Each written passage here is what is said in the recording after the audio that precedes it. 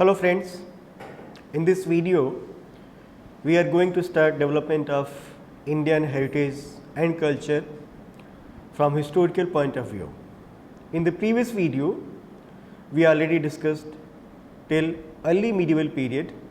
Now in this video we will discuss the historical evolution of our culture and analyze the characteristics features of our cultural heritage.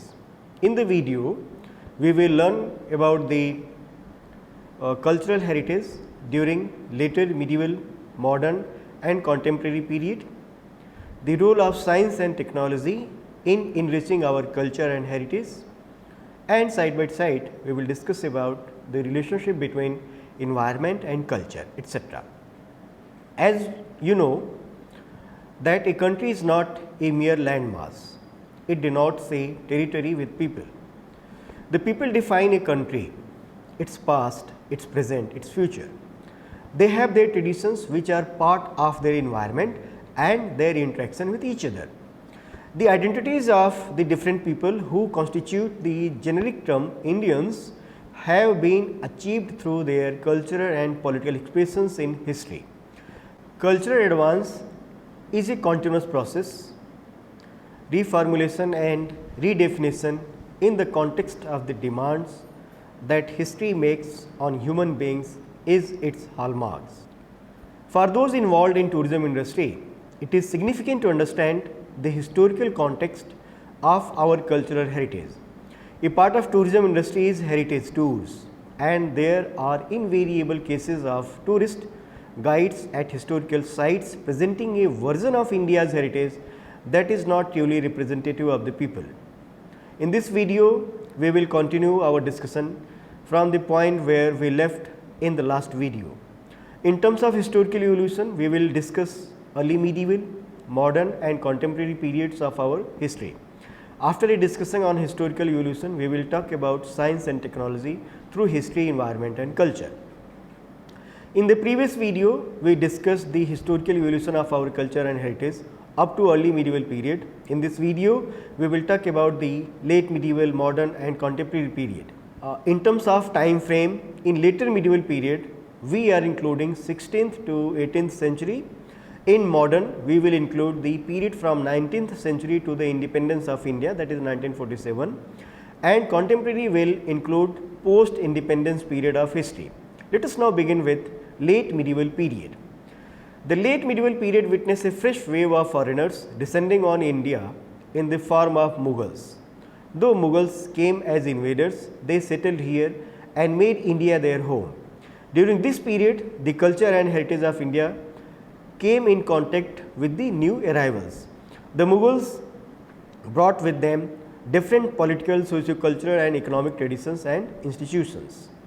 The contact and interaction between the two cultures contributed significantly to Indian heritage and enriched the culture. During the period, the cultural traditions of early medieval period also gained more ground and reached different parts of the country. As political masters, the Mughals created a centralized and uniform political structure. The Mughals also created a remarkably composite ruling class with nobles of Irani, Turani, Afghani, Turk, local Muslims, Rajputs, Marathas and other Indians. The laws of the state were also independent of religious laws. In the cultural sphere, new styles of architecture, painting, literature and languages and music and dance forms were developed which are still with us today. The same is true of our food habits and dress. Social customs and religious beliefs, marriage rituals, amusements and ways of thinking can be quoted. Literatures and language developed in various parts of the country during this period reflect a diverse yet unified consciousness. Rather than cataloging the entire corpus of literary activity, we will try to point out its main features. Our effort will be to note in what way they advanced our cultural heritage, and to that extent they facilitated cultural interactions. Translations of important texts, religious and secular, created a composite consciousness among the elite. Ramayana, Mahabharata and the Ved and Upanishads were translated into Persian and into regional languages. Tutinama was translated from Persian to Turkey, Babarnama from Turkey to Persian, Ras Tarangani from into Persian. Works on music and dance as well as various scientific treatises of ancient India and of the Arabs were also translated. This period also saw the growth of regional languages with the Bhakti movement. These languages then developed as vehicles for popular literary activities. There emerged a rich literature in Bengali, Odia, Marathi, Punjabi, Rajasthani, Gujarati, Braj, Awadhi, and a new language, Urdu, was born. New genres were created in literary activities such as Kafi and Kissa, that is romance and development of the novel form in regional languages. Poetry developed on religious as well as secular themes. There was inter-religious and inter-regional integration in terms of subject matter and language of literature. Keshav, Bihari, Rahim, etc. were some of the significant Hindi poets. Rahim and Tansen composed their lyrics around Krishna Leela. In the south, Malayalam, Telugu, Tamil and Kannada, the older languages produced a new kind of literature linked to Bhakti and in the new context of medieval social changes. There also emerged a kind of Dakhini literature centered in Gujarat, Bijapur, Golconda, Aurangabad and Bidar. Some of the important names in various languages cutting across communities and based in their regions are well known. In Hindi, we have Malik Muhammad Jaisis, that is Padmavat, Tulsidas Ramcharitmanas, Surdas, Mirabai, Rakshan, Rahim, etc. In Bengali, Chandidas, Jaydev, Manik Dutt. In Assamese, Hema Saraswati, Shankardev, Mahadev. In Gujarati, Narsimha Mehta, Bahlan, Akho, Premanand. In Marathi, Gyanadev, Eknath, Tukaram, Ramdas. In Sindhi, Shah Abdul Latif, and in Urdu, Gesudaraz, Muhammad Quli Shah, Wali Dakhni. In 18th century, the tradition was followed by Mir, Sauda and Nazir Akbarabadi. In Punjabi, Sheikh Farid, Bulle Shah, Waris Shah, etc. In Persian, Abdul Fazl, Faizi, Utbi and Najiri. Prince Dara Shikoh was a great patron of classical Indian literature and got it translated from Sanskrit to Persian. Moreover, contrary to popular belief, the medieval period was rich in the production of Sanskrit literature in the north, south and east. Raghunath Nayak, Neelanath Dikshit and Chakra Kavi contributed significantly to Sanskrit literature. We have detailed historical accounts and also some important travel writings, memoirs and political treatises, all of which are important historical sources as well as of literary value. Also, works on astronomy, music and statecraft were written. But it was the popular religious movements that represented the most advanced thought in medieval India. Bhakti and Sufism were of great cultural significance. In challenging the religion's monopoly, they also challenged social hierarchies. They ignored traditional barriers of caste and creed and emphasized universal brotherhood. We have already discussed it in the previous video and we will not going to discuss it again here. Another significant feature of medieval period was rise of important religious thoughts. The most important of these was Sikhism. The foundation of Sikhism rests on the teaching and philosophy of Guru Nanak. This philosophy comprised of three basic elements: a leading charismatic personality, that is Guru, ideology, that is Shabd, and organization, that is Sangat. Guru Nanak opposed ritualism and believed in universal brotherhood. After Guru Nanak, his preachings carried on by his disciples. A total of 10 gurus are recognized by Sikhism. The Last one was Guru Gobind Singh. Sikhism enriched Indian society's plurality and today occupies a prominent place in Indian culture. Medieval architecture is the finest example of the blending of various talents and styles and forms. In the previous video, we discussed the architecture of the early medieval period. During Mughal period, the elements of the various temple style together with the two domes and the arch which came with the Turks reached all parts of India with new improvements. The best example are Gujarat, Bengal, Kashmir, Kerala and other parts of South India. In the process, new forms with distinct regional flavor emerged. Under the Mughal, the architecture reached new heights like Humayun Tomb that is in Delhi, Fatehpur Sikri, Akbar's tombs at Sikandra, Agra, Red Fort, Jama Masjid, Delhi and Taj Mahal that is in Agra are finest examples of style, techniques and craftsmanship. Persian and Central Asian influence can be seen in the form of glazed tiles used for decoration in most medieval architecture. The motifs on them being the designs, the flora and fauna of this country. The entire medieval Rajput architecture, its forts and palaces is a blend of the pre-medieval and Persian elements. Architecture of public use such as sarai, stepwells, bridges, canals and roads showed the adoption of new building techniques and had great implication in terms of possibilities of shared culture. Building technology advanced rapidly during this period. Painting was a well developed art in ancient India as is evident from the frescoes in the Ajanta Ellora caves, but this was soon lost. With the Mughals, portrait painting became widespread.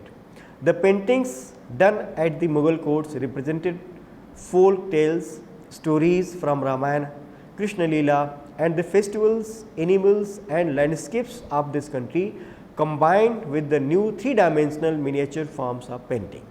The Rajasthani and Pahadi paintings combined the themes and earlier tradition of their areas with Mughal form and styles. Illustrations in manuscript and calligraphy were significant areas of art production. Illustrated manuscripts Babarnama, Akbarnama and Tuzuk-e-Jahangiri contain beautiful illustrations of the flora and fauna, tools and techniques of the period as well as lives of the people. In music and dance, to the medieval period has given us much that constitutes our cultural heritage today. Hindustani music as we know it today is a fusion of Persian and folk forms of music. New rags were composed, new forms like khayal, thumri, dadar and ghazal evolved. The singers belonged to all communities. The theme words were diverse and audiences were not always limited to the elite. New instruments like the sitar and sarod were invented and became part of the classical and folk collection. Kathak as a dance form is also a mix of folk form adapted to court culture. In fact, it is in dance and music that the older population traditions interact very closely to create our well known genres of classical dance and music today. The contribution of the Bhakti and Sufi preachers has a big role in this as they come from among the people.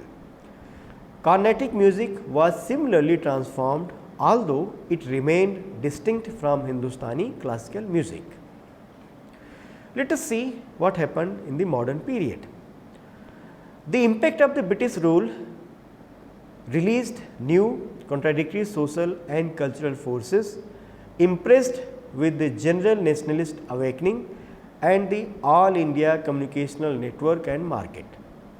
The two-fold struggle against the British and against the vested interest within the country had its corresponding cultural aspects. At an intellectual level, it resulted in movements for social and religious reform among all the communities as well as revivalism based on a search for and pride in the country's cultural roots. At a popular level, it assumed the form of struggle for social equality, temple entry, anti-caste movements and against untouchability. Movements for women's education and equality was a significant aspect of national awakening and an Indian cultural identity. For example, a national identity based on cultural diversity. The construction of cultural heritage from the 18th century onwards took the form of introducing modern values into our ancient and medieval heritage. These modern values are now part of cultural roots. Rather than artistic endeavor, the efforts of the Indian people were geared towards rethinking their own society, redefining their heritage, their collective personality and the place of every section of Indian society in the collective life. In the 19th century, this took the form of social reform expressed through campaigns aimed at creating a critical consciousness. The important organization and movements through which these were expressed was the Bengal Renaissance, Brahma Samaj, Arya Samaj, the Eurasians, the Aligarh movements and several organizations all over the country. A major transformation took place with the growth of mass politics, social equality, women's equality, religious tolerance, scientific temper, rational thought and democracy became issues of general concern. These values found expression in anti-caste movements, popular struggle against colonial and feudal interest, against untouchability, for protection of traditional rights or resources, etc. The important movements were related with the self-respect movement. In formal cultural expression, this took the form of growth of nationalist literature in various languages, the standardization of the regional languages, the emergence of new genres and new context expressing anti-imperialist sentiments. Bankim Chand Chatterjee, Bhartendu Harishchandra, Govardhan Ram Tripathi are pioneering novelists whose work exposed the detrimental effects of British rule in India and inspired patriotism. A really secular democratic literature comes with Premchand, whose works are not only anti-imperialist in sentiment, but also project great sympathy for the rights of the peasantry and the working people in general against feudal vested interest within the country. Issues like poverty and exploitation form the content of 20th century nationalist literature inspired as it was by the Russian Revolution and the left movements of the world. Other significant writers include Tagore, Sarat Chandra Chatterjee, Subramaniam Bharati, etc. The formation of mass fronts of students, youth, peasants and workers realized consciousness. The Indian People Theatre Association and Progressive Writers Association became the cultural expression for sentiment of freedom and popular rights. The modern values and cultural awakening found an expression in various art forms during this period. Besides literature, the trend is visible in cinema, theatre, painting, sculptures, etc.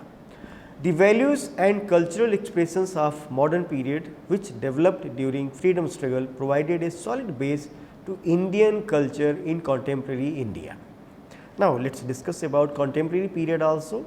In fact, it would not be wrong to say that Indian cultured identity was formed in the struggle for freedom and social justice. The national movement was a project for modernity. Democracy and struggle for a scientific temper became expressions of attempt to foster a modern culture. It was reflected within the Bengal Renaissance, the women's movement, the social and religious reform movements, literature, the fortunes of struggle between regional and national identity, the arena of education and family, and in the class struggles.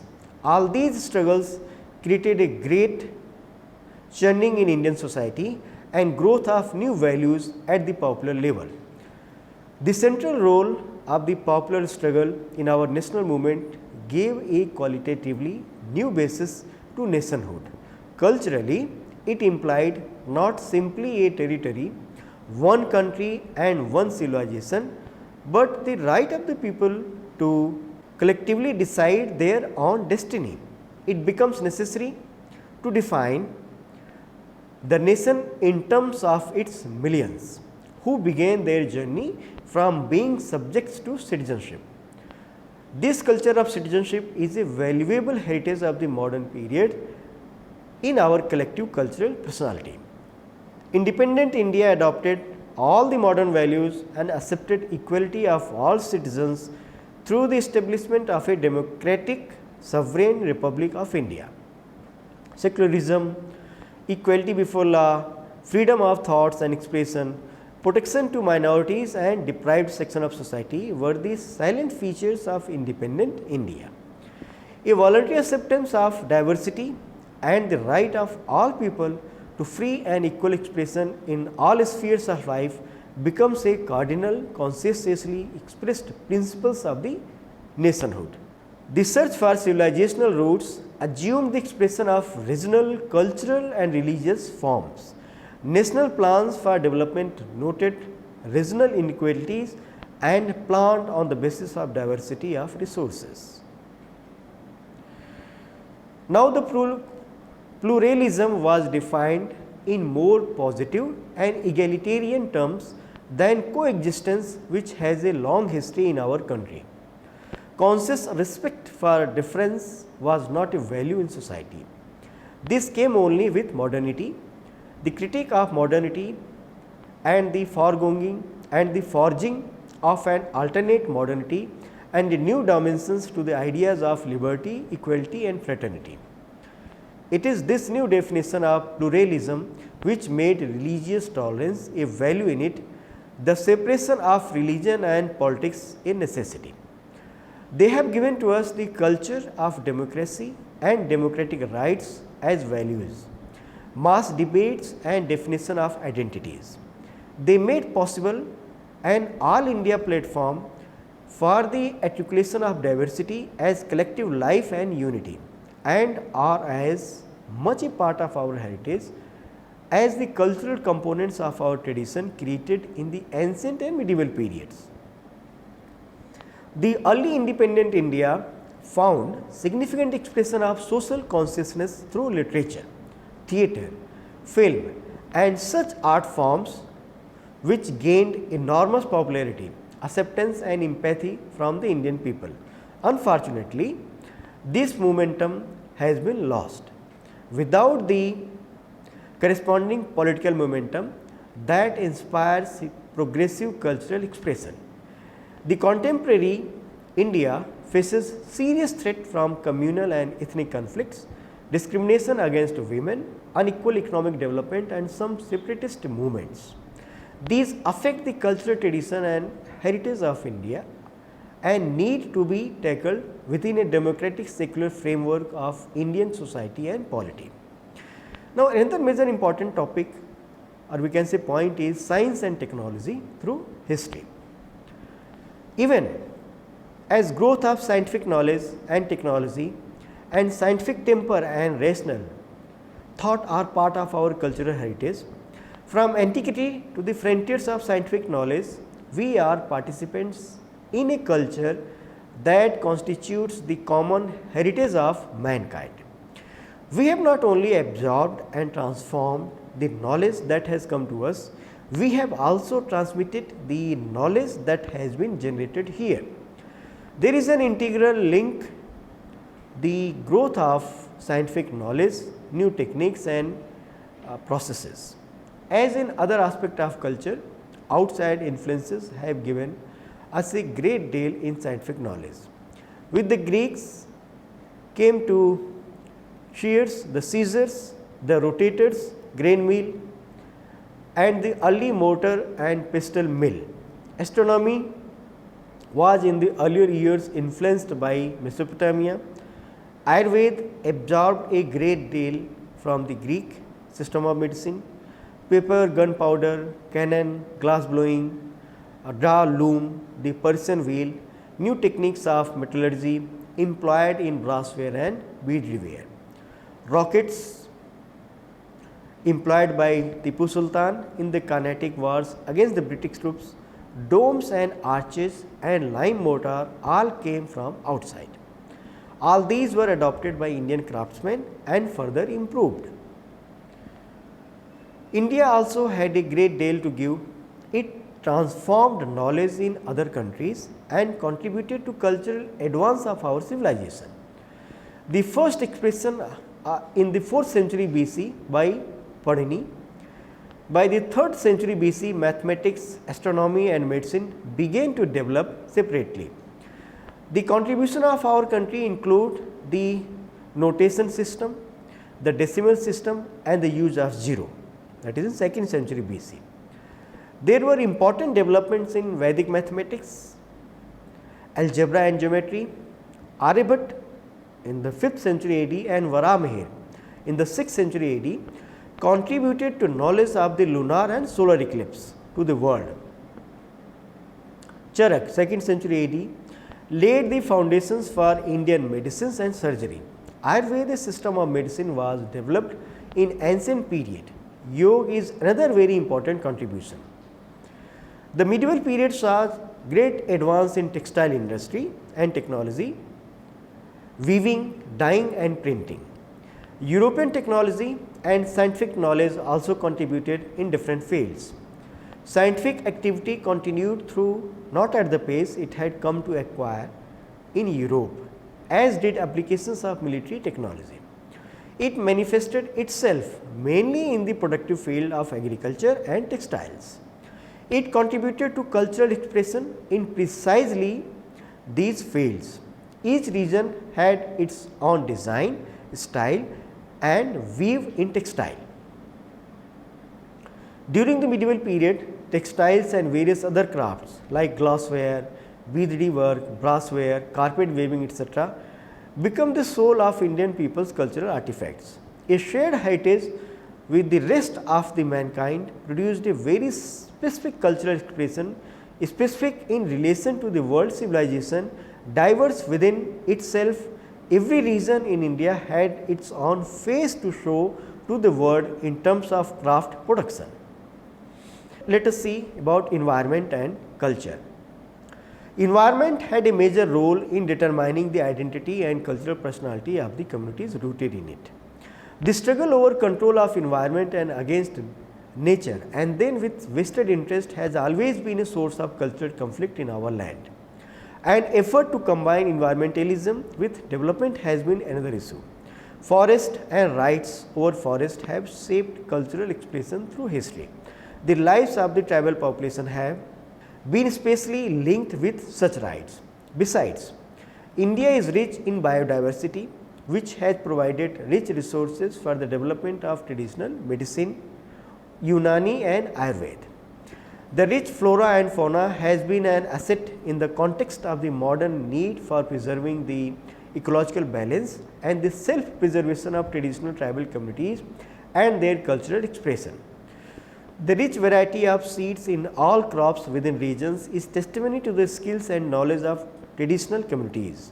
Unfortunately, this entire heritage is in danger of being destroyed as a result of loop-sided economic developments with their undue and unequal pressure of market for selected high yielding crops. The cutting of forest, excessive use of chemicals and pesticides, displacing the tribals from their natural habitats are all endangering the environment. Neem and the controversy over patents relating to its products are the most well known examples of denying to Indian people the fruits of their own natural wealth. In the last, I hope that you people have understood a little bit about the historical evolution of culture during later medieval, modern and contemporary period. We noticed that in the process of evolution of our culture, we assimilated a lot of things introduced from outside.